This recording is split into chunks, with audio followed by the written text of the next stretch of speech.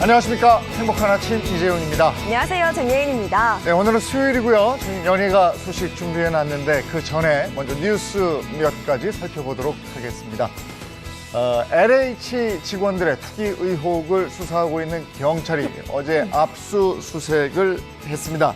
신도시 땅 투기 의혹이 불거진 지 일주일 만입니다. 일각에서는 늑장 수사로 증거인멸 시간을 줬다면서 일주일을 허비했다는 비판도 나오고 있습니다.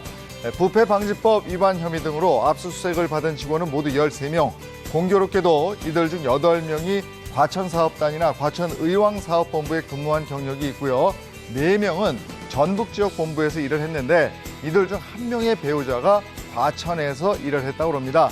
이에 경찰은 과천 근무 이력을 중심으로 해서 정보를 교환하며 땅을 구입한 건 아닌지 살펴볼 계획이라고 하네요.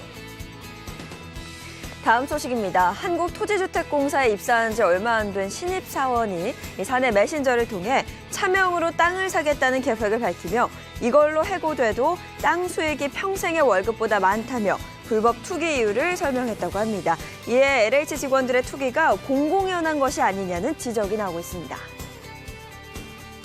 네, 이렇게 땅 투기 의혹을 받는 건 LH 직원들뿐이 아닙니다. 이번에는 포천시 공무원이 철도역 건설 예정지를 사들인 혐의로 고발을 당했다고 하는데 매입 비용 약 40억 원 중에서 34억 원은 담보대출과 신용대출로 이른바 영끌해서 마련했는데 매입한 땅과 불과 50여 미터 떨어진 곳에 7호선 도시철도역이 들어설 예정인 것으로 나타나면서 투기 논란이 번졌고요. 정부는 2028년 개통을 목표로 의정부 포천시까지 7호선 지하철을 연장할 계획인데 이 공무원이 2019년까지 도시철도 업무를 담당했으며 이에 업무상 취득 정보로 부동산 투기를 했다는 의혹까지 받고 있습니다. 이에 공무원은 역사 부지가 확정되기 전에 지인의 부탁으로 부동산을 매입했다면서 직무 관련성을 부인하고 있다고 그러네요. 다음 소식입니다. 코로나19 확산 우려로 일부 요양병원들 자체적으로 면회를 금지했었는데요.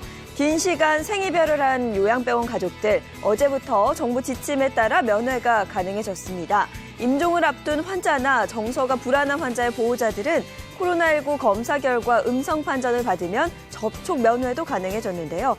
다만 현장에서는 정서 불안의 기준이 모호해 접촉 면회를 시작하지 못하고 있다며 방역당국에 분명한 지침을 정해줄 것을 요구했습니다.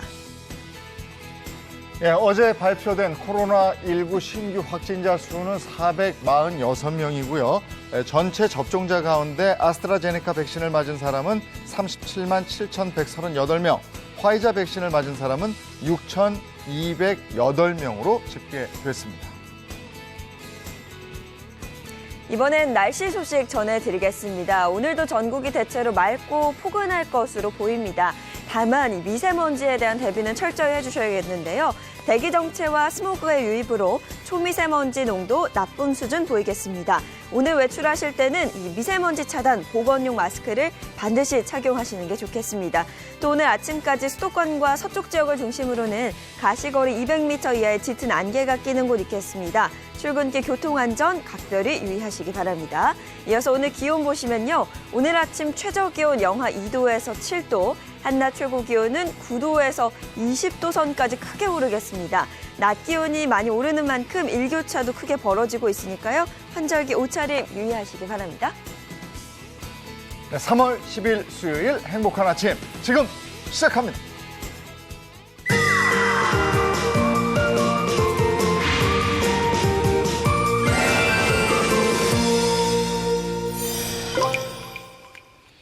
네, 요즘 전국적으로 화재 사고로 인한 인명피해 늘어나고 있는데요. 혹시 재용 MC는 지난해 화재 사고가 몇 건이나 발생했다고 생각하세요? 글쎄, 뉴스에서 심심치 않게 보잖아요. 네. 그래서. 근데 얼마나 많은지는 뭐 가늠하기가 힘든데요. 이게 생각보다 굉장히 많더라고요. 아. 지난 한 해 동안에요. 3만 8천여 건의 화재가 있었고요. 이로 인해서 2,200여 명의 인명피해와 무려 5,900억 원대의 재산 피해가 또 발생을 했다고 합니다. 야, 3만 건이 넘는 화재 사고에 재산 피해액이 5천억이 넘고 네. 제가 생각했던 것보다 훨씬 그 규모가 큰데 네. 근데 우리가 이런 재난을 당하게 되면 그야말로 집도 절도 없다는 표현 쓰잖아요. 네. 어디 갈 곳이 없는데 이런 불의의 사고에 대비할 수 있는 그런 마땅한 방법이 있을까 싶어요. 방법 물론 있습니다. 네. 불의의 화재 사고로부터 내가 사랑하는 가족 또 이웃을 지킬 수 있는 방법이 있는데요. 오늘 그 방법에 대해서 아는 만큼 위기 탈출 재난배상 책임보험이라는 주제로 이야기를 나눠보도록 하겠습니다. 행정안전부의 변지석 과장님 소개합니다. 어서 오세요. 네, 네. 안녕하십니까. 네, 반갑습니다. 반갑습니다. 네, 행정안전부 재난보험과장 변지석입니다. 네, 반갑습니다. 불의의 화재 사고로부터 나와 내 주변을 지킨다. 이렇게 되어 있는 것이 재난배상 책임보험이라는 얘기인데 이게 어떤 보험입니까?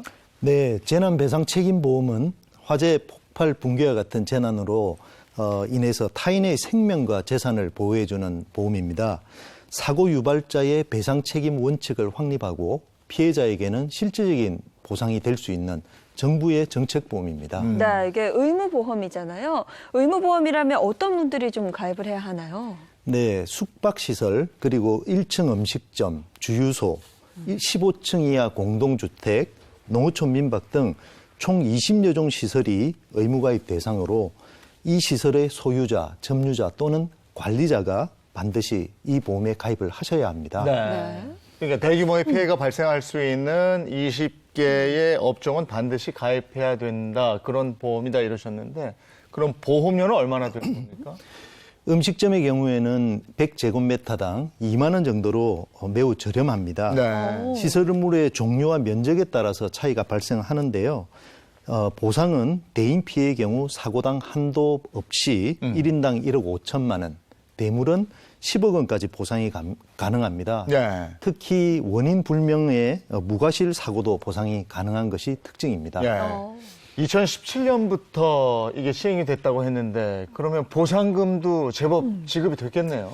네, 재난배상 책임보험은 2017년부터 20년까지 861건이 발생했고요. 네. 보험금은 약 122억 원 정도가 지급이 되었습니다. 그렇다면 실제 재난배상 책임보험의 주요 사례는 또 어떤 게 있는지 궁금한데요. 아마 2018년 1월 서울시 종로구 모 여간 방화 사건 기억하실 겁니다. 네. 7명의 사망자와 3명의 부상자가 발생했는데요. 다행히 시설업주가 재난배상 책임보험에 가입을 하셔서 피해자들에게 10억 5천만 원 정도의 보상금이 지급될 수 있었습니다.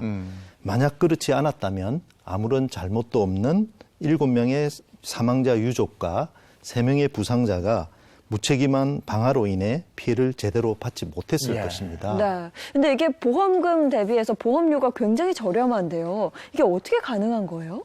네, 일반적으로 화재보험은 보험 가입자 자신이 화재로 인한 피해에 대한 재산상의 피해를 입었을 때 보상을 받는 보험인 반면에 네. 재난배상 책임보험은 피해를 입은 타인의 재산과 신체를 보상해주는 보험으로 국가에서 관장하는 의무보험입니다.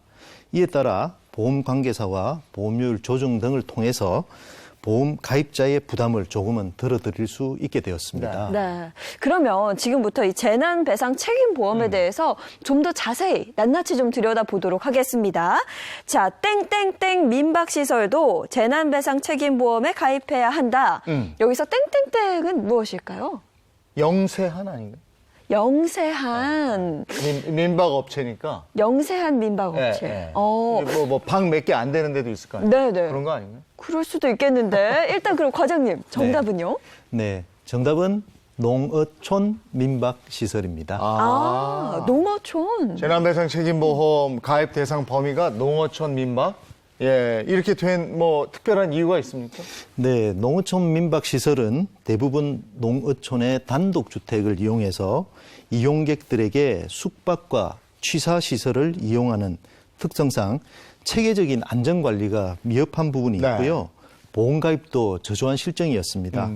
지난 2018년에 강릉 펜션 사고와 같은 유사한 사고가 지속되어 이용자들의 안전에 대한 우려가 증가하고 있어서 농어촌 민박시설을 재난배상 책임보험에 가입 대상에 추가하게 되었습니다. 네, 저도 기억이 납니다. 이 강릉 펜션 사고가요. 고등학생 10명이 참변을 당하는 정말 가슴 아픈 사고였고요.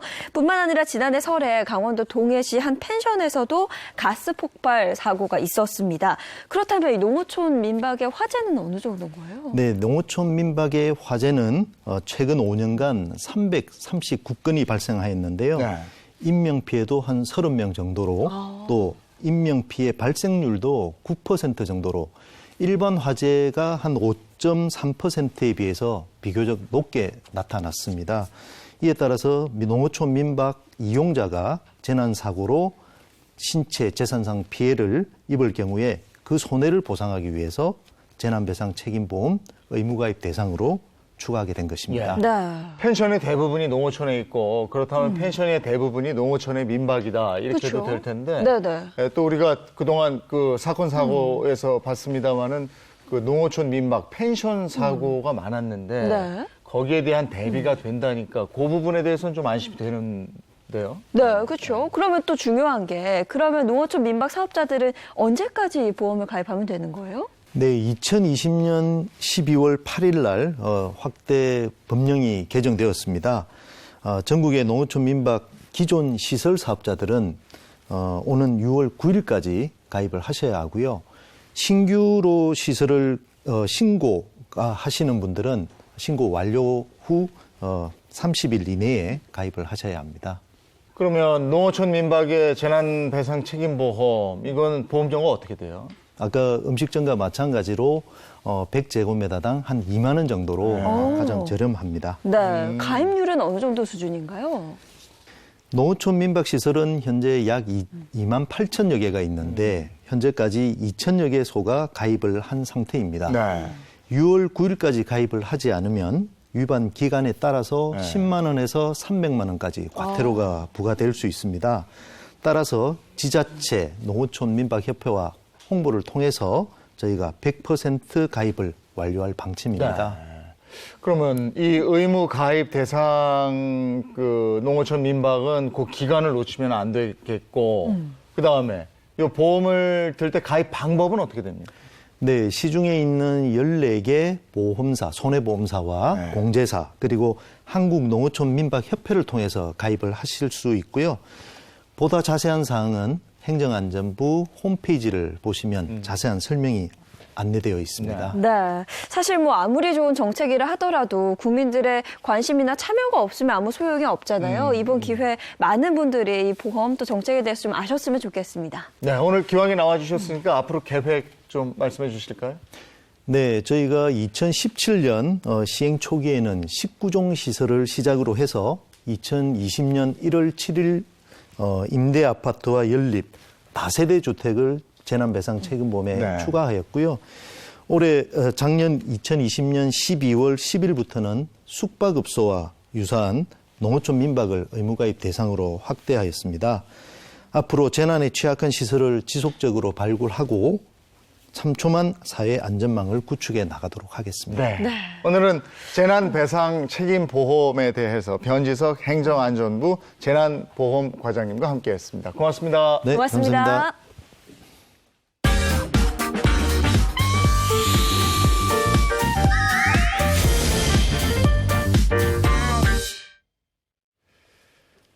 이번에는 대한민국 대표 스타들이 걸어온 길을 함께 나눠보겠습니다. 수요일 스타 주민 시간입니다. 네, 오늘 소식 전해주실 홍종선 대중문화 전문기자, 최정화 연예전문기자, 또 방송인 김수현 씨 소개합니다. 어서 오세요. 안녕하세요. 네, 반갑습니다. 반갑습니다. 오늘 스타들에 관한 얘기를 좀 나눠볼 텐데요. 사실 저는 결혼한 지 얼마 안 됐고 아이도 없잖아요. 근데 주변에 좀 늦은 나이에 아이를 가진 경우를 보면 그 아이를 볼 때 정말 막 눈에서 꿀이 뚝뚝 떨어지더라고요. 제가 또 봤잖아요. 재용 MC도. 사실 그렇죠. 너무 이쁘죠. 근데 애가 잘 때 이렇게 보면 아이고 이걸 어떻게 키우나. 아마 늦게 아이를 가진 분들의 공통점인 느낌일 거예요, 이게. 네, 맞습니다. 그 대표적인 연예인으로 네. 신현준 씨가 있는데 네. 2016년에 49살 나이에 첫째 아들을 낳았어요. 네. 그리고 2년 뒤에 2018년도에 또 둘째 아들 낳았는데 사실 모습을 공개하고 있지 않다가 지난해 처음으로 두 아들 공개하면서 신현준 씨가 이렇게 얘기했어요. 내 나이 53. 내 친구는 딸이 시집간 경우도 있고 할아버지가 된 친구도 있다. 근데 나는 이미 결혼할 때 노산이었다. 무슨 얘기냐면 2013년에 46살에 결혼을 했거든요. 근데 이렇게 첫 공개가 어렵지 그 다음은 좀 쉬운 것 같아요. 얼마 전에 2월 14일에 사진 2장을 공개했는데 요 아들들이 검정색 패딩에 청바지, 모자는 아예 똑같아요. 무지갯빛 이 커플 모자를 쓰고 이렇게 걸어가는 뒷모습, 또 둘째 아이 앞모습 이렇게 공개를 했는데 글을 이렇게 써놨습니다. 아니 이 형제를 어쩌다가 이렇게 보면은 옷을 똑같이 입혀놓은 걸 보면 아니 쌍둥이도 아닌데 옷을 왜 똑같이 입히지 했는데 예쁨 내 아들 둘은 옷 비슷하게 커플 모자 씌워놓으니까 예쁘다 이렇게 글을 올리고 사진을 공개하면서 애정을 드러냈습니다. 네. 네, 뿐만 아니라 백주부로 불리는 백종원 씨 역시 49살에 첫 아이를 품에 안았었는데요. 이 첫 아이 같은 경우는 아들이에요. 아들을 품에 안았고 둘째 아이는 2년 후인 51세 51에 또 둘째 딸을 얻었고 3년 후인 54살에는 셋째 딸을 얻으면서 늦가기 아버지 대열에 오르게 됐습니다.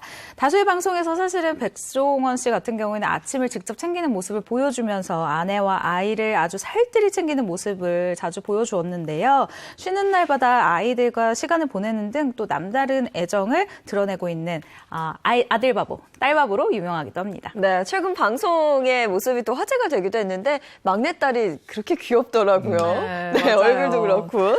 근데 이처럼 뭐 연예계 늦깎이 아빠가 된 스타들 있지만 늦깎이 엄마가 된 그런 뭐 여배우 스타들도 많이 있잖아요. 네, 맞습니다. 일단 저는 가수 쪽으로 눈을 돌려봤는데 연예계 대표 다둥이맘이 있습니다. 바로 가수, 트로트 가수 김혜연 씨인데요. 김혜연 씨 같은 경우에는 셋째 출산 이후에 뇌종양으로 투병했던 이런 그 기억이 있어요. 남편과 함께 한 건강 프로그램에 출연을 했는데 정말 나가기 잘했어요. 이 프로그램에서 우연히 뇌종양 2개를 발견을 했다고 합니다. 머리에 종양이 있다더라라고 하면서 그런데 일주일 뒤에 정밀 검사를 했는데 혈관을 못 찾았대요. 그래서 유서를 써놓을 정도로 정말 힘든 시간을 보냈다고 하는데 정말 다행인 것은 약물 치료를 받으면서 치료를 시작했다라는 점이고요. 무엇보다 이 넷째를 가지고 복덩이라고 칭하는 이유가 있습니다. 넷째를 출산한 뒤에 정말 기적처럼 이 종양이 사라졌다라는 거예요. 세상에서 가장 잘한 일은 내가 이 4명의 아이를 낳은 일이다라고 이야기를 할 정도로 자녀 사랑이 아주 진한 스타입니다. 네. 가수 한 분 더 이어가겠습니다. 네. 46살에 이 엄마가 된 가수 김정현 씨예요. 김정현 씨가 46살에 엄마 나 이 임신했어. 친정엄마한테 알렸더니 이 친정어머니분이 딸 걱정이 너 미쳤냐? 이렇게 고함을 치셨다는 거예요. 제가 김정현 씨하고 그 남편분 좀 아는데 이 친정엄마는 걱정하셨지만 김정현 씨 너무 씩씩했어요. 출산 2주 전까지 만삭의 몸으로 방송에 출연할 정도였는데요. 예. 남편분이 9살이 많아요. 김정현 씨 46, 남편 김정원 씨 55에 이제 늦둥이 아이를 보다 보니까 이렇게 얘기합니다. 세상 보는 눈이 달라졌다. 내공이 깊어졌다. 이제 무슨 일이든 해낼 자신이 있다. 두 분 지금 진짜 열심히 살고 계십니다. 네. 예, 지금 앞서 이제 쭉 요걸 얘기를 했는데 그래서 오늘은 그 불혹이 넘어 엄마가 된 여배우들에 대한 이야기를 저희가 준비해 놨습니다. 네, 우선 수현 씨가 어떤 스타들의 이야기가 준비되어 있는지 간단히 좀 소개를 해주시죠. 네, 오늘 준비한 스타 총 3분인데요. 출산 정년기라는 말이 있죠. 그 말을 무색하게 만든 스타들의 다양한 이야기를 준비를 해봤습니다. 최소 41살에서 최고 46살의 엄마가 된 스타들의 이야기 준비해왔습니다. 네, 첫 번째 스타 소개해 주시죠. 첫 번째 스타의 이야기를 한 줄로 정리를 하자면 그저 부럽다입니다. 부럽다? 네, 현재 나이가 47세이신데요. 이제 뭐 3년 뒤면 50세가 되는 거죠. 그런데도 불구하고 동안의 미모를 자랑하시는 분입니다. 네, 동안인 분들은 그 동안의 비결이 꼭 있더라고요. 아, 그렇죠. 있죠. 비결은요? 네, 이분의 어머님께서 이분이 작품에 들어갈 때마다 이것의 진액을 준비해 주셨다고 합니다. 이것의 진액은 이제 보양식의 한 종류인데 호불호가 굉장히 강한 건데 이분도 먹기 싫었겠죠. 하지만 어머니가 딸을 생각하는 어떤 그 지극한 정성스러운 마음을 생각해서 먹었다고 하는데 그 결과 사실 촬영하다 보면 밤샘 촬영도 하고 굉장히 힘든 시간들이 많은데 정말 끄떡없이 촬영을 소화할 정도로 체력이 좋아졌다고 합니다. 남자들에게는 양기를 보충해주고 여자들에게는 허약함을 채워주는 그것 바로 무엇일까요? 장어네, 장어. 남자하면 장어죠. 네, 장어 진액을 팍 해가지고. 장어 진액일까요? 힌트 한번 드리겠습니다. 바로 흑염소입니다. 흑염소. 그래요? 흑염소가 동안의 비결이면서 그렇죠. 그럴 수 있는데 저는 딱 떠오르는 분이 네. 배우 장영남 씨 같은 경우에 흑염소를 먹고 40이 넘어서 아들을 출산했 저는 이렇게 들었죠. 장영남 씨일까요? 장영남 씨도 맞지 않나요? 7살 연하의 남편을 둔 아주 부러운 분이긴 하지만 네. 오늘의 스타는 아니고요. 제가 두 번째 스타 한번 힌트 한번 드리도록 하겠습니다.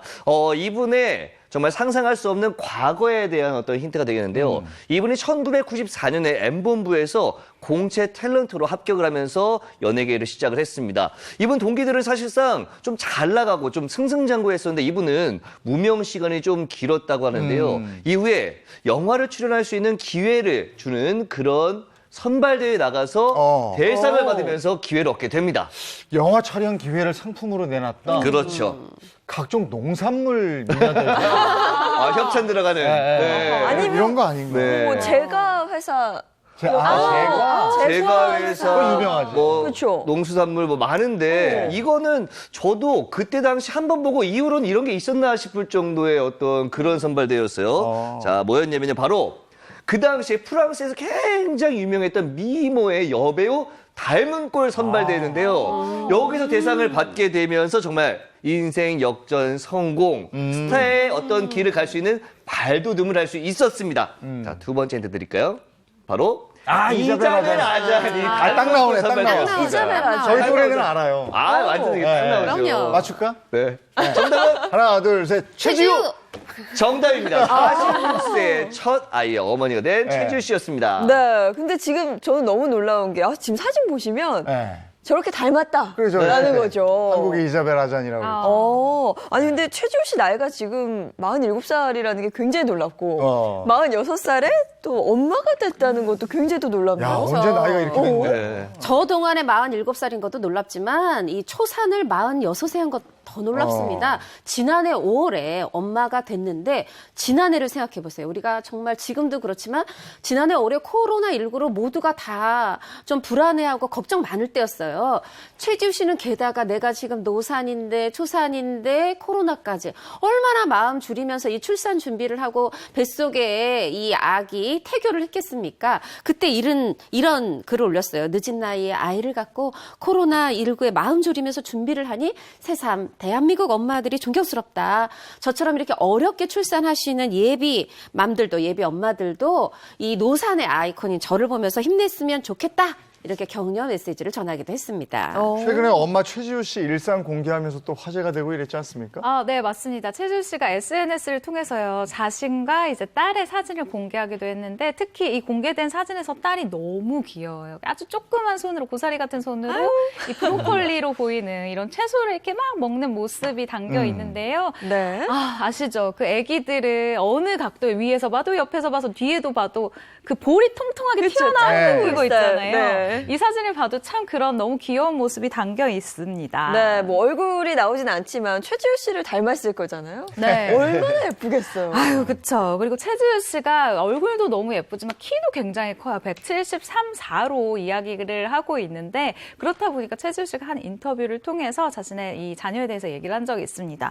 일단 길쭉길쭉해요 라고 자랑을 했는데요. 그리고 내가 이 아이를 계속 보게 되는 이유가 있대요. 그게 왜 최지우 씨가 연기하는 모습을 보면 그 특유의 입 모양이 있어요. 이렇게 예쁘게 조그맣게 이렇게 얘기하는 모습이 있는데 이 아기가 얘기할 때 자기가 얘기하는 그 입 모양과 똑 닮았다고 합니다. 그래서 계속해서 아기의 입을 쳐다보게 된다라고 고백을 하기도 했습니다. 예, 결혼과 출산, 행복한 시간을 보내고 있겠지만 여배우로서는 공백이 길어지는 거잖아요. 글쎄, 엄마 최지우는 어떤 모습일까요?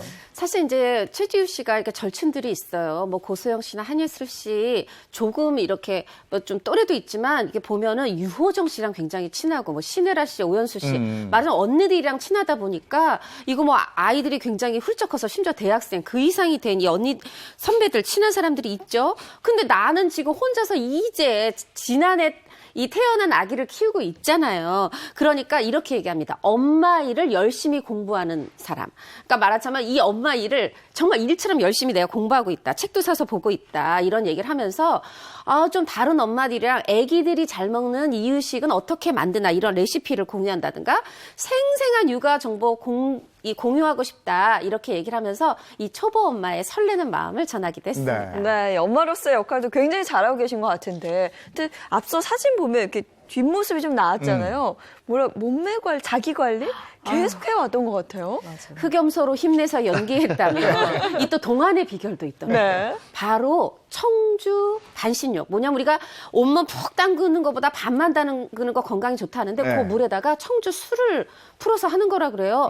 뭐 엄청 어려운 거 아니니까 우리도 따라해볼 수 있지 않을까 생각을 해봅니다. 네, 최 기자님, 청주 반신욕 메모 같이 메모합시다. 일단 그 청주 반신욕보다는 일단 네. 지방 커팅부터 먼저 이렇게 착착착 쳐내고 청주 해보겠습니다. 네, 알겠습니다. 그리고 사실 최지우 씨 하면 기억에 남는 부분이요. 또 결혼식 당일에 손편지로 본인이 결혼한다는 것도 알리기도 했었잖아요. 아니 우리가 연애하는지도 몰랐어요. 근데 결혼한대요. 그래서 소속사에 얼마나 전화를 했겠습니까? 소속사도 우리도 몰랐어요래요. 심지어 이 최지우 씨한테 부케를 줬었던 김남주 씨, 이 또 절친 언니도 저도 몰랐어요. 이러는 거예요.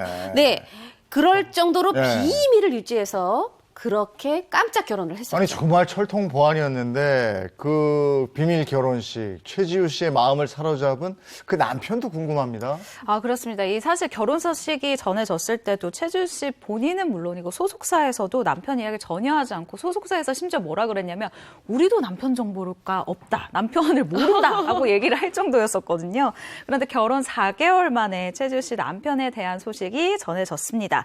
이 보도에 따르면요. 최지우 씨의 남편은 최지우 씨보다 9살 연하고 한 회사의 대표라고 얘기를 했는데요. 마침 또 제 지인이 이 최지우 씨 남편분이랑 아는 사이더라고요. 그래서 제가 슬쩍 물어봤었는데 일단 굉장히 키가 크고 몸매도 그 자기 관리를 굉장히 잘했고 준수한 외모다. 근데 무엇보다 최지우 씨랑 이 남편분이 서로 너무 아끼고 너무 좋아하는 사이라서 연애 때부터 좀 보기가 굉장히 좋았다라고 이야기를 하기도 했습니다. 네.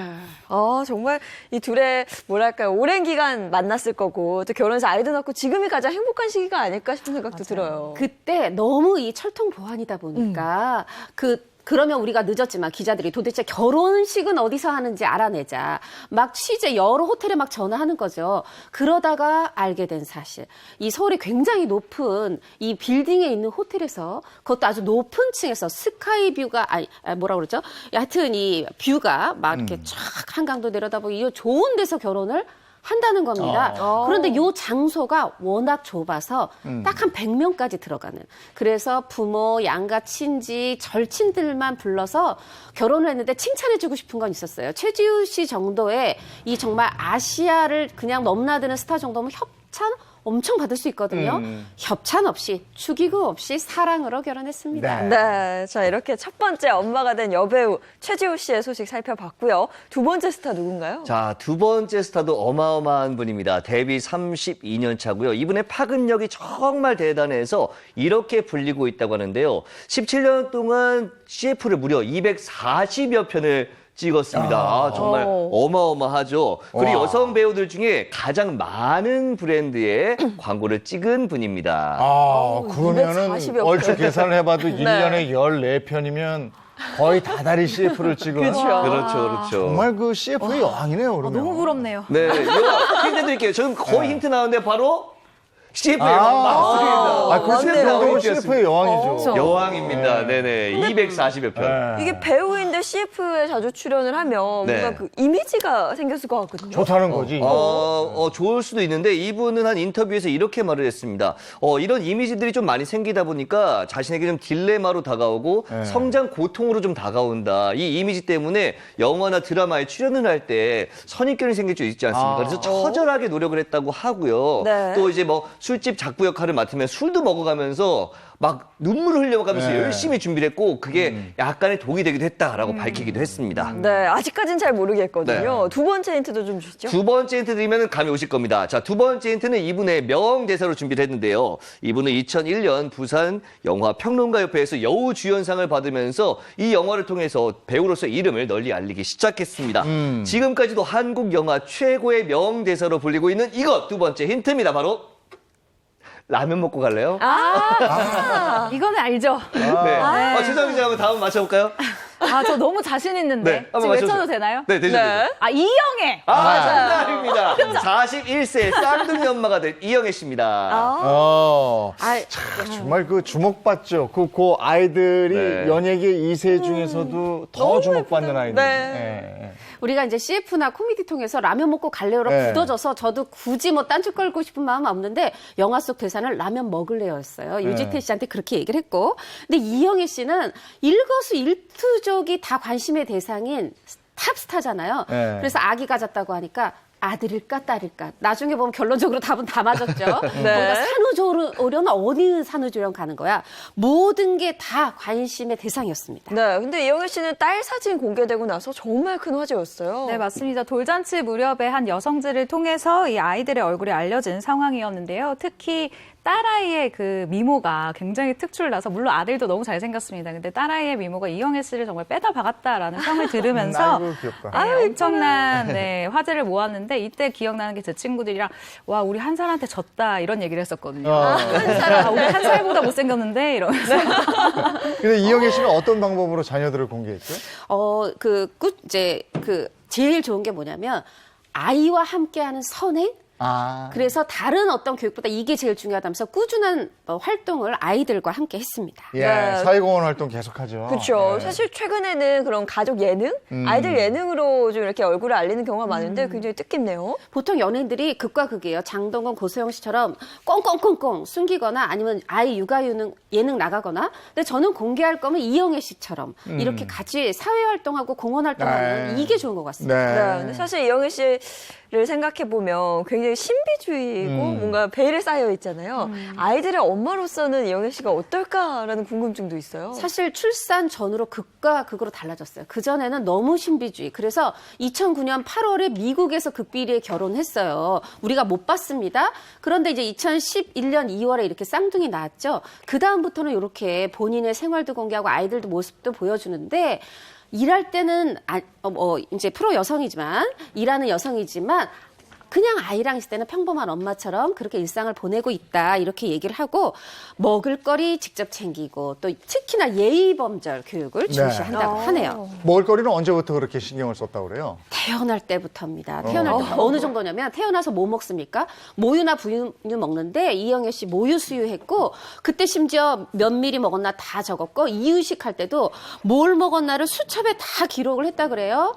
그리고 먹을거리 모든 걸 재배할 수는 없지만 이런 야채 같은 거 허브 같은 거 직접 재배했고 뭐 거기다 고기류 어패류 섞여서 당연히 이유식 직접 만들어 먹였고 심지어 아기들이 바르는 화장품 비누 직접 만들어 쓰고 그게 팬들과 같이 생산해서 이게 이제 제품으로 나온 걸로 유명하죠. 네. 네, 근데 이영애 씨는 이 쌍둥이 자녀들과 굉장히 자연 친화적으로 사는 게 또 화제가 됐거든요. 네, 맞습니다. 2011년에 출산을 하고 2012년도에 양평에 전원주택으로 이사를 가게 되는데요.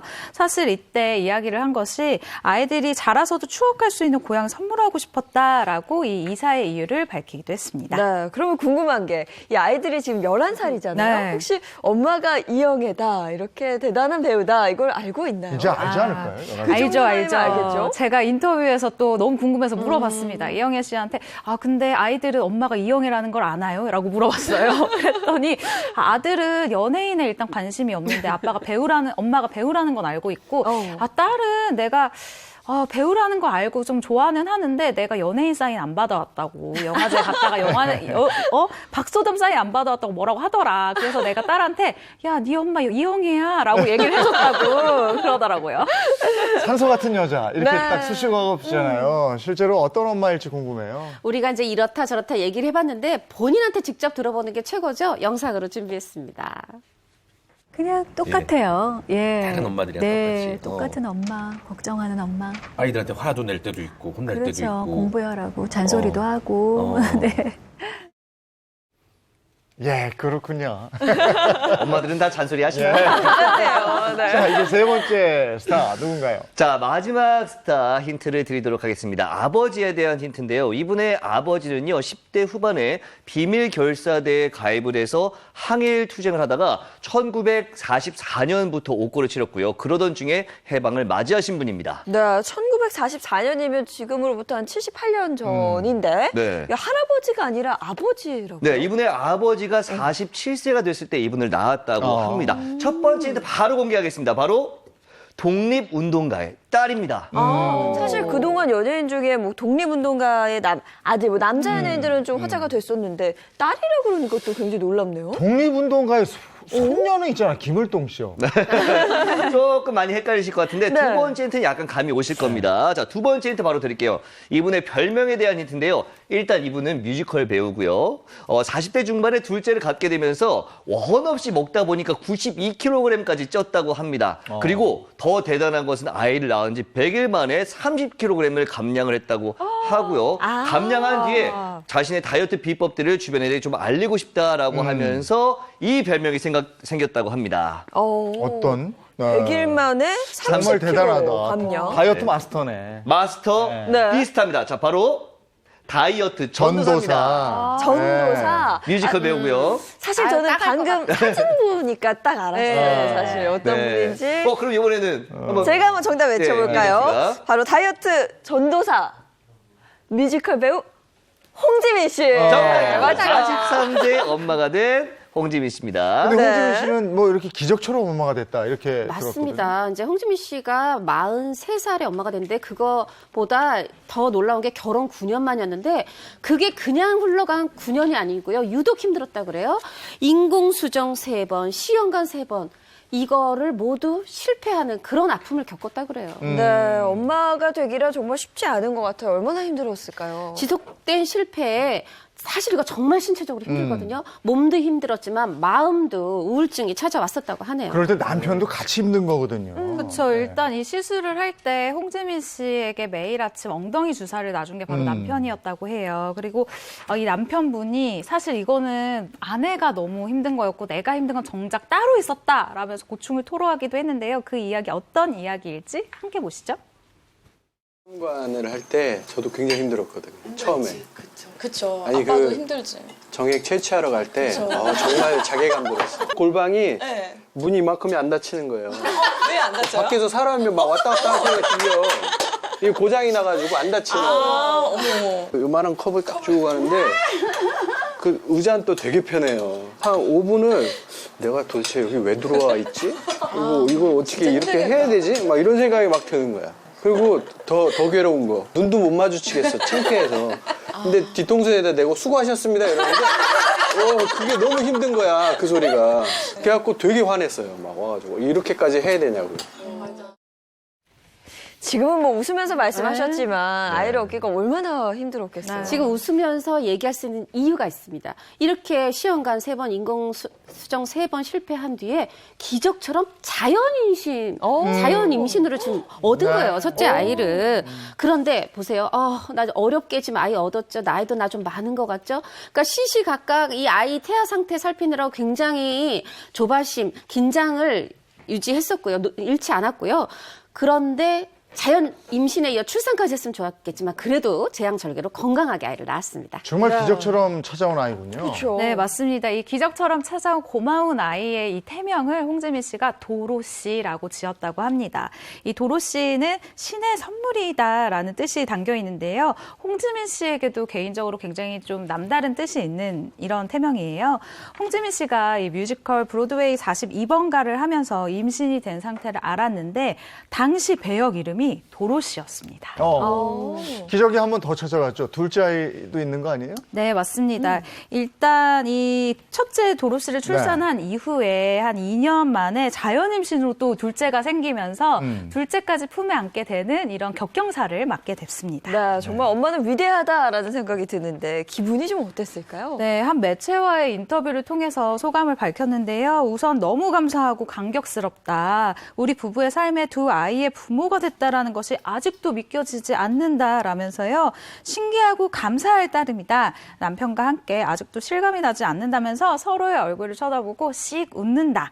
서로 장하다. 수고했다고 어깨를 토닥토닥 두드려줬다라고 기쁜 마음을 전했습니다. 네, 알겠습니다. 오늘은 이렇게 10달 동안 아이를 사랑으로 품고 엄마라는 새 이름을 얻은 이 여배우 스타들의 이야기를 한번 짚어봤습니다. 늦게 본 귀한 아이일수록 엄하게 키우라고 그랬습니다. 저도 마찬가지고 너무 이쁘다고 막 이뻐 이러면 버릇 없어지니까. 네. 다 알아서 하시겠지만. 자, 이번에는 연예계 소식 스타들의 이야기 덧붙여 준비했습니다. 네. 어떤 소식이 있습니까? 네, 만인의 사랑을 받았던 스타가 하늘의 별로 돌아갔다라는 안타까운 소식을 먼저 전해드리게 됐습니다. 바로 영화배우 이지은 씨가 지난 3월 8일에 갑작스럽게 세상을 떠나서요. 연예계 안팎에 충격을 안겨줬습니다. 네, 이지은 씨 이거 어떻게 알려지게 된 거죠? 네, 한 매체에 따르면요. 이 경찰이 이지은 씨와 연락이 닿지 않는다라는 지인의 신고를 통해서 현장에 출동을 하게 됩니다. 이지은 씨는 함께 지낸 아들이 입대를 한 후에 집에 홀로 지내온 것으로 알려져 있는데요. 이 지인의 신고를 받고 현장에 출동한 경찰은 자택에 숨진 채 발견된 이지은 씨를 발견하게 됐습니다. 네, 많은 분들이 깜짝 놀라셨는데요. 혹시 유서는 발견이 됐나요? 네, 경찰 관계자에 따르면 유서는 현장에서 발견되지 않았다고 하고요. 현재는 이지은 씨의 정확한 사인을 파악할 수 없기 때문에 이를 명확하게 하기 위해서 부검 영장을 신청한 상태로 알려졌습니다. 네. 이지은 씨는 남장 여자의 원조격 아니겠습니까? 맞습니다. 이지은 씨 데뷔를 보면은 좀 재밌어요. 1994년에 지상파 방송 아침 방송 좋은 아침입니다라는 프로그램에 한 코너로 스포츠룩이 온다 이런 코너가 있었어요. 여기에 그 스포츠룩 입고 나서 모델로 데뷔를 했는데 그 뒤에 연기를 뭐 손지창 씨, 김민종 씨, 이정재 씨, 우이진 씨 나왔던 드라마 느낌에도 출연하고 지금 말씀하신 이 남장 여장 캐릭터가 뭐냐면 젊은이의 양재, 드라마 젊은이의 네. 양재였는데 여기 시청률 62.7%까지 최고점 찍은 대단한 이 드라마에서 남장 여자 이 그러니까 소매치기 역할로 네. 굉장히 인상이 깊게 시청자 뇌리에 박혔는데 그 뒤에 배우로서 인정받은 게 있었어요. 스크린으로 옮겨서 영화 금홍아를 찍었습니다. 근데 여기서 이제 천재 신 이상의 어떤 연인 같은 여자 금홍이로 나온 거였는데 연기를 너무 잘해서 그해 뭐 영평상, 대종상, 청룡, 뭐 춘사할 것 없이 신인상을 쫙 휩쓸면서 와 배우로서도 대단해 인정을 받았었죠. 네. 근데 지난 2004년 드라마 해신을 마지막으로 활동이 좀 뜸했는데요. 그동안 어떻게 지내셨대요? 네, 이지은 씨는 지난 2000년에 결혼을 해서 이제 사업가 겸 주부의 삶을 살다가 말씀하신 것처럼 2004년 드라마 해신을 끝으로 연예계 활동을 이제 중단을 했는데요. 2007년 어린이 전용 미용실을 운영하고 있다는 근황이 방송을 통해서 전해지기도 했었습니다. 네, 정말 매력적인 영화배우 이지은 씨의 이 안타까운 소식이 있어서 한번 짚어봤고요. 다음 소식 전해주시죠. 네, 한 공연 기획사가 가수 영탁 씨의 소속사 대표를 상대로 사기 혐의로 고소한 사건입니다. 이 서울 동부지법 민사부에다가 이 영탁 씨의 소속사 대표가 이 소속사가 다른 공연 기획사와 계약을 하지 못하도록 가처분 신청을 내기도 했습니다. 네, 이게 뭐 사기 혐의로 고소를 했어요?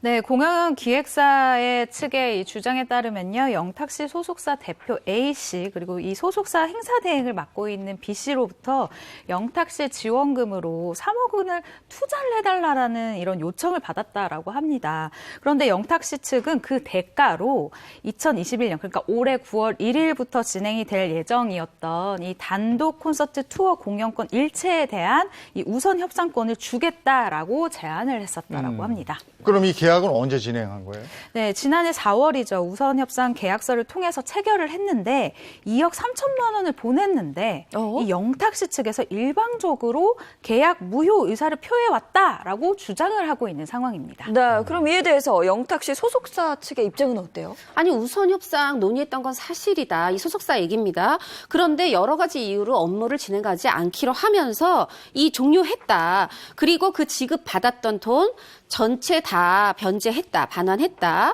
이런 모든 일의 과정은 계약서를 바탕으로 한 거였다. 그런데 이렇게 일방적으로 공영기획사가 주장을 하면 이거 좀 억울하다는 거죠. 정확하게 법적 대응하겠다. 팬들께서 너무 놀라지 마시라. 이렇게 입장을 밝혔습니다.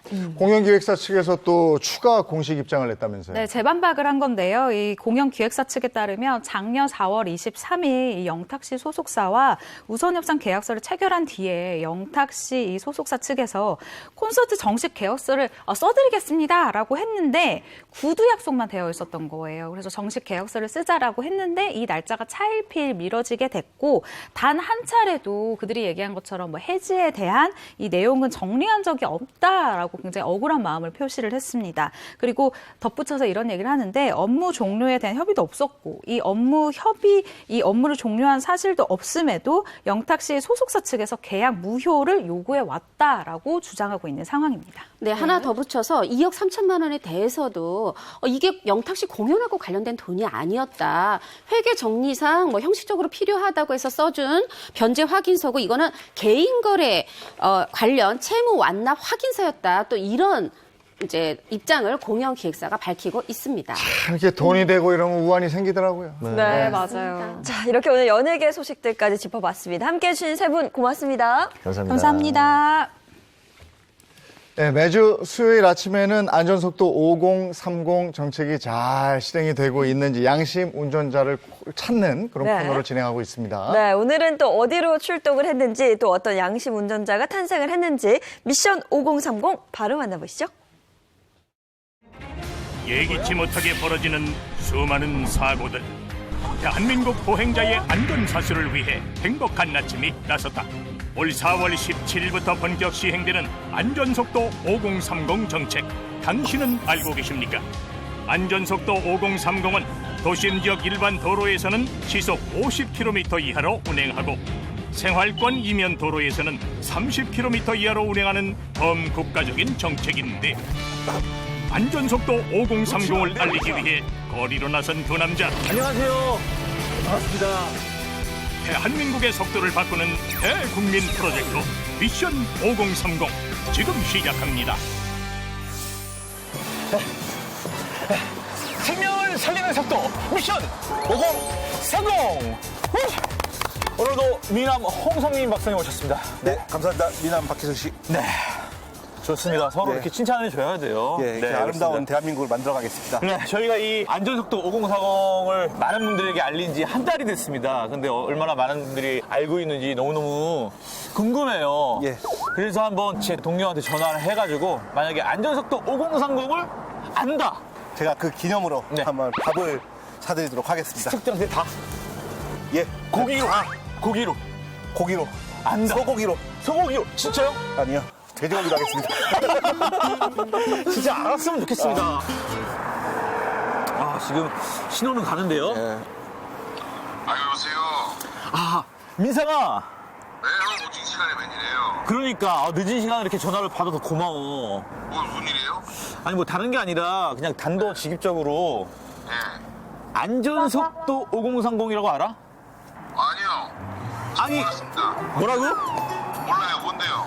아니 다시 한 번 물어볼게. 그거? 안전속도 5030 너가 알 것 같아. 이게 아마 어디서는 50 이상, 50 이상. 이상이 아니고 이상이 아니고 예, 그치. 이상이 아니지. 이해하지. 그렇지. 그리고 그렇죠. 예. 그리고 30은 30은 저기 뭐야, 또 30 이하로 다니라 이거잖아. 와 고마워 민상아. 형 경찰서에 있어요 혹시? 아니야 경찰서 아니 교통계에 가 있는 거 아니야? 아니야 아니야? 네. 조금 춥긴 하지만 아무튼 너무 고마워. 예, 전화할게. 뭐 무사하게 믿게요. 고마워. 예. 와, 회식입니다. 회식이에요. 감사해요. 홍 박사님. 돼지고기지만 회식이에요. 네, 진짜 안전속도 5030에 대해서 이렇게 얘기를 했지만 정확하게 이게 맞는 건가요? 50은 네. 도시 지역 일반 도로의 제한 속도를 50 이하로. 네. 그리고 30은 생활도로, 어린이 보호구역과 같은 보행자의 안전이 필요한 곳을 30 이하로 네. 제한 속도를 낮추는 그런 정책이 되겠습니다. 과연 속도를 줄이면 줄일수록 충돌 시 중상 가능성도 확연히 줄어들까? 보행자 충돌 실험에서도 속도에 따라 확연한 차이가 있었는데 실험 결과 속도를 60에서 50으로 10km만 낮춰도 보행자 중상 가능성은 20%나 떨어졌다는 놀라운 사실. 자, 그러면 오늘도 미션 장소로 한번 출발해 보도록 하겠습니다. 오늘 한번 이렇게 한 바퀴 쫙 돌면은 아마 도착해 있을 겁니다. 뛰면서 돌까요? 뛰면서 공중에? 예, 공중을 돌. 트리플 악셀? 한번 트리플 해보겠습니다. 네네. 김현 아씨가 했던 거? 예. 알겠습니다. 한번 저희가 장소로 한번 이동하도록 하겠습니다. 하나, 둘, 셋! 셋!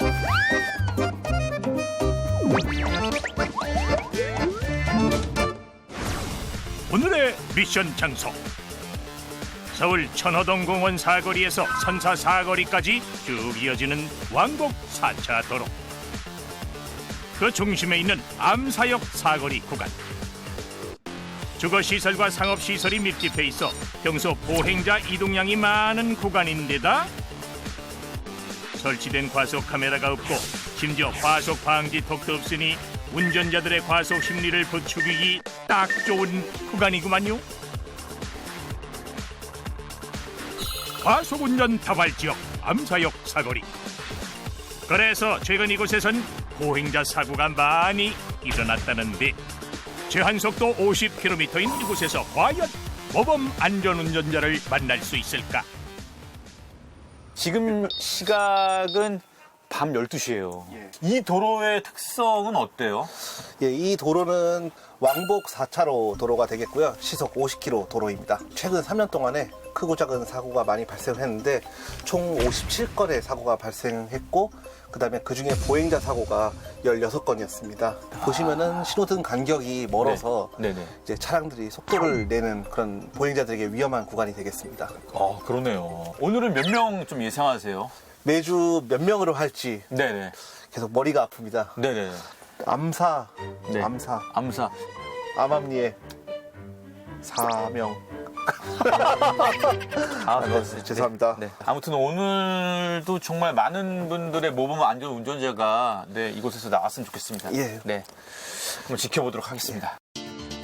오늘의 속도 측정 룰. 천호동 공원 사거리를 지나 암사역으로 향하는 약 150m의 직선 거리를 지나는 차량을 관찰한다. 정확한 타기 설정을 위해 바깥쪽에서 달려오는 차량을 1차 지점에서 한 번, 2차 지점에서 한 번, 두 번에 거쳐 속도를 측정하고 두 지점 모두 제한속도 50km 이내로 통과한 운전자는 오늘의 모범 안전운전자로 선정돼 상품을 받게 된다. 모든 준비는 끝났다. 과연 늦은 밤에도 제한속도를 준수하는 모범 안전운전자가 나타날 것인가? 하백 있나요 또? 추워가지고 다들 추우셔. 감사합니다. 와 대박이다. 무릎이라도 발 내려놔. 밑에 대박이에요. 이거는 진짜. 뜨끈뜨끈하네. 대박이다. 우리가 이런 거 생각 못했을까?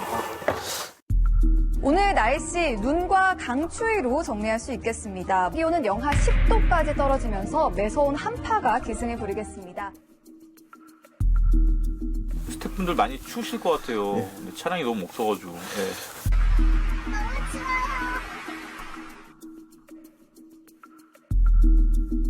몸도 춥고 졸립고 우리 만약에 차를 하나씩 지정해가지고 안 되면은 딱밤이라도 한 대씩 맞을까요? 잠이라도 깨 이게? 저희가 각자 숫자를 말해서 가까운 사람이 그럴까요? 맞추는 걸로 이렇게 이거 밤샐 것 같은데요 이게? 네? 이걸로? 네, 이거 꺾었고 네, 가장 앞에 차 60, 55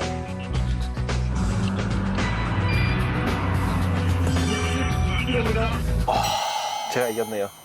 진짜 오랜만에 맞아보네요.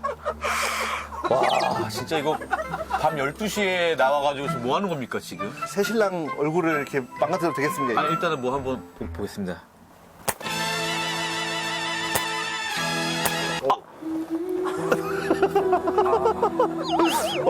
좀 소리가 났는데요. 저희 거리가 좀 멀어질 것 같네요. 제가 안전속도로 때렸는데. 너무 흥미진진한데, 이제. 잠이 싹 달아났어, 진짜 나. 택시요? 예, 택시. 60. 57! 57!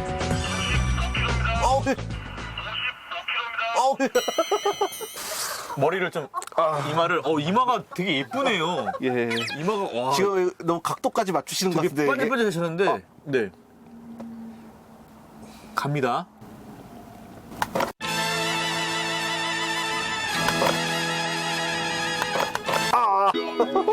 괜찮으세요? 예. 괜찮으세요? 예. 홍 박사 괜찮아요? 괜찮습니다. 동생이잖아, 홍 박사. 예. 형이잖아, 형. 예. 형이 이렇게 때릴 수 있는 거 아니야? 그 연습해야죠. 무슨 연습을 이렇게 해?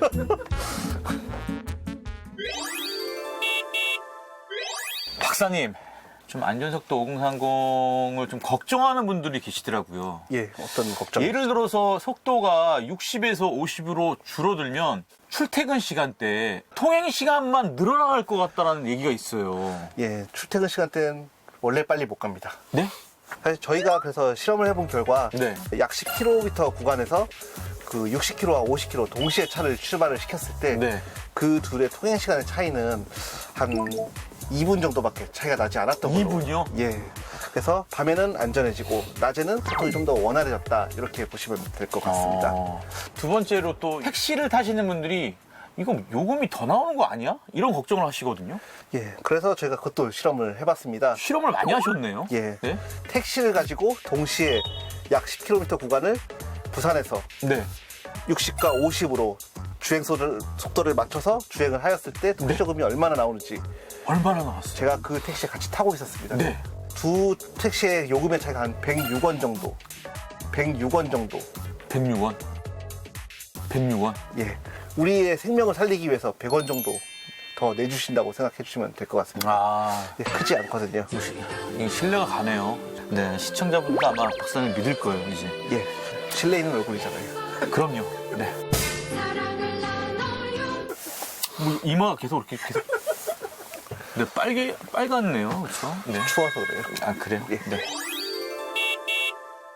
지금 시각이 좀 늦은 시간이라 생각보다 차량이 없어요. 예. 네. 이거 뭐 어떡하죠, 오늘? 난리 났네요. 그죠? 네.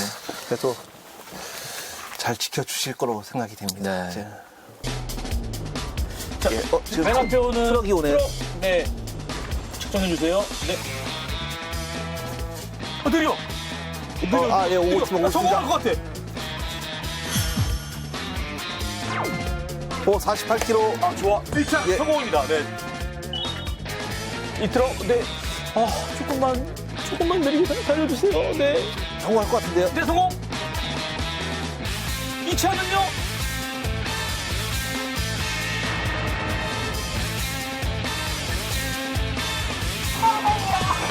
성공인데 저 못 잡을 것 같은데요? 못 잡았다. 자, 안쪽 들어갔는데.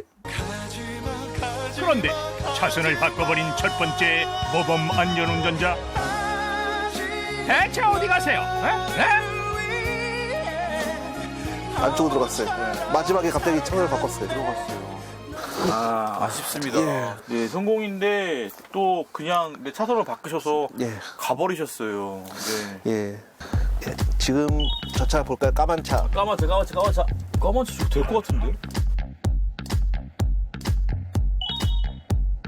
43km. 1차 성공입니다. 1차 성공이고요. 네. 네. 우회전하셨어요? 우회전하셨어요? 놀라운 반전인데요? 놀라운 반전인데요? 네. 자, 택시 한번 잡아주세요. 택시 한번. 74km. 14km는, 예. 저희 결혼식 때 몸무게였는데. 들어와서. 자, 요거 하얀색 차량, 지금 오는 하얀색 차량 48. 78km. 늦은 밤 눈에 띄게 줄어든 통행량.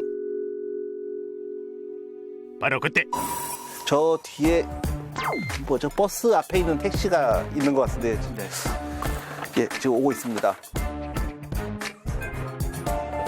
느린데요? 1차 지점 1차 성공했고요. 자, 속도가 느린데요? 괜찮아요.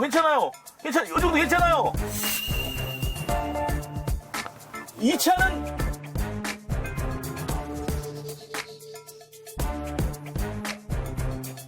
성공입니다.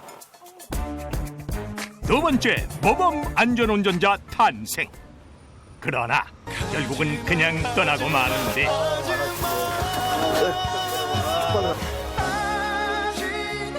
지금 이제 근무 중이시니까요. 네네네. 지금.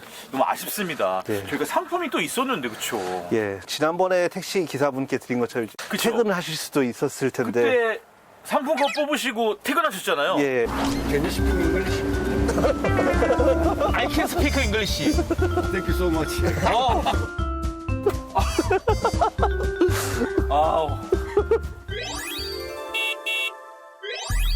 속도 재는 스텝도 지치고 카메라는 추위에 지치고 두 사람도 초조함에 지친다. 박사님 지금 이제 5분밖에 안 남았는데 정신 좀 차리고 마지막까지 한 분 같이 인터뷰하면서 훈훈한 마무리가 됐으면 좋겠습니다. 마지막까지 좀 지켜보도록 하시죠. 5분 남았습니다. 희망을 한번 가져보고 한번 지켜보겠습니다. 바로 맞습니다. 요 차인데요. 택시가 한 대 드디어 오고 있습니다. 네, 빈택시인데요. 50입니다. 50. 1차 지점.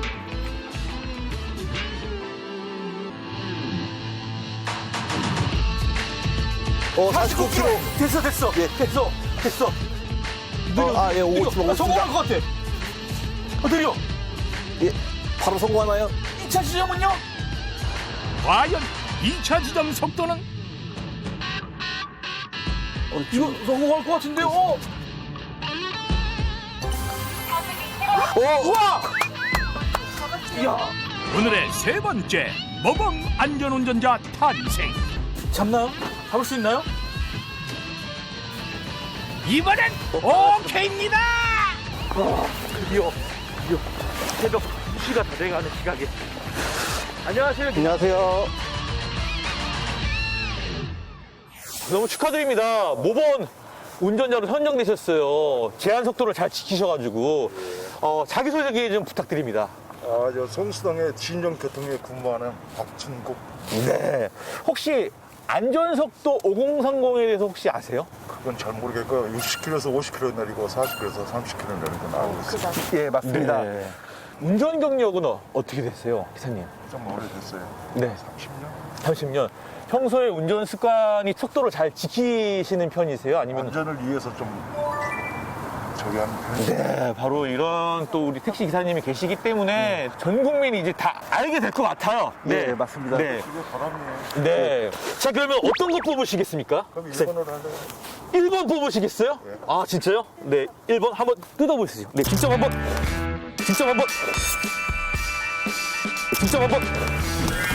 뜯어주세요. 백화점 상품권입니다. 축하드립니다. 네, 축하드립니다. 네, 이렇게, 네, 이 기쁜 소식을 누구한테 좀 전하고 싶었어요. 요거 사랑해요. 네. 축하드립니다. 안전을 지키는 미션 5030 파이팅! 미션 5030 다음 주에 만나요. 요즘 정말 일교차가 크긴 크더라고요. 아침하고 낮의 기온이 확 달라요. 네, 이럴 때 감기 걸리기 쉬우니까요. 건강관리 잘 하시기 바랍니다. 좋은 하루 보내시고요. 저희는 내일 아침 8시 더 알찬 내용으로 돌아올게요. 행복한 아침, 행복한 하루 되십시오. 고맙습니다. 고맙습니다.